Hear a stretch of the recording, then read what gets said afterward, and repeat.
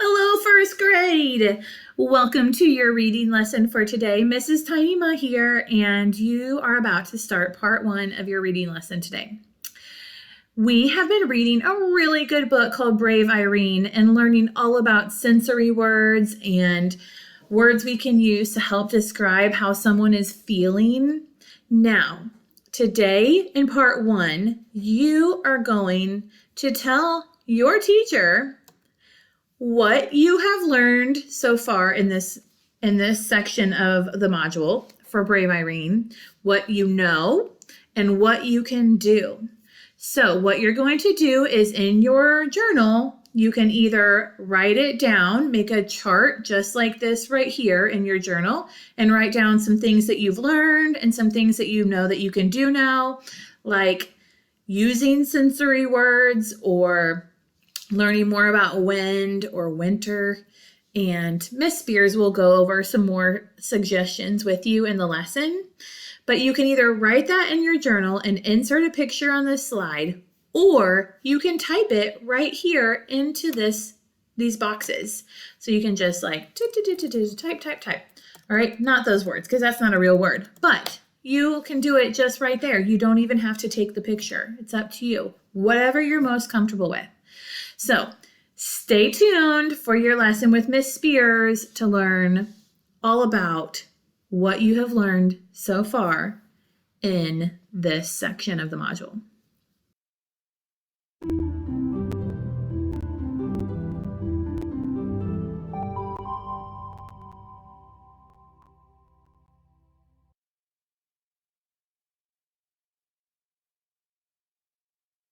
Hello, friends, and welcome back to Wit and Wisdom in Sync. My name is Tanisha Spears, and I'm excited to jump into our lesson for today.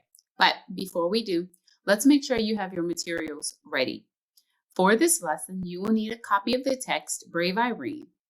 You'll also need handout 24A, which is the Brave Irene Evidence Organizer. You'll need your Wit and Wisdom in Sync journal and a pencil. We'll also be using assessment 24A today, but I'm going to show that to you on the screen. Pause the video now if you need to gather your materials. In previous work, you had a chance to rehearse your sentences for focusing question task 4 using your Brave Irene Evidence Organizer. Today, you will reflect on the knowledge and skills you've learned with that same text. You'll also continue to use the Evidence Organizer to write your sentences for focusing question task 4. Now, before you begin to reflect and write, let's review the question that has focused our work with the text Brave Irene. And that question is, how does Irene respond to the powerful force of the wind? I'll read it one more time. How does Irene respond to the powerful force of the wind? And the question that will frame our work for today is, how does this text build my knowledge of how characters respond to the wind? So you will have a chance to think about what you have learned from working with Brave Irene, and then you will complete focusing question task 4. Okay, friends, remember, after working with each text, you have an opportunity to reflect on what you've learned. And you've done that before by using the chart that you see on the screen. Remember, on the left-hand side is where you will write all of the new information that you've learned. And on the right-hand side is where you'll write the skills or the things that you can do as a reader and a writer. So now what I want you to do is think. Okay, so now I want you to think. What did you learn from reading the text Brave Irene? Think about this. What new sensory and feelings words did you learn? What did you learn about how characters experience feelings? Or what did you learn about the wind? All right, so think about all of that. Here's the question again. What did you learn from reading the text Brave Irene? Think. Share your idea with a learning partner or share aloud if your learning partner is not available. I really wish I could have heard some of the things that you shared.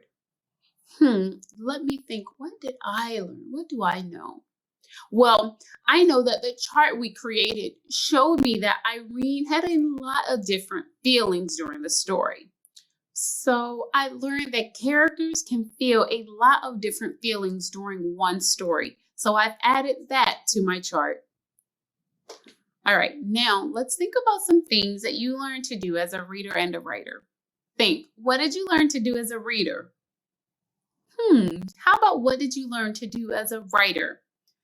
You could think about what you learned to do with sensory words and feelings words. Think. Now, share with your learning partner or share aloud something that you learned to do as a reader and a writer.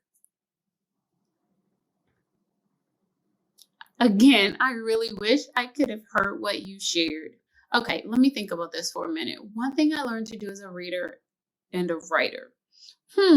We've learned to identify sensory and feelings words and how to use these words to better understand characters.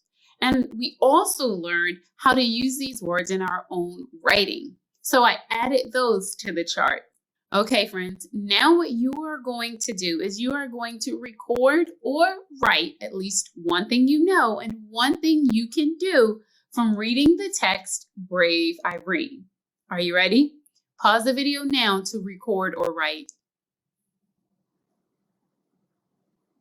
Okay, did you record or write one thing you know and one thing you can do? If you didn't, I encourage you to go back and do that.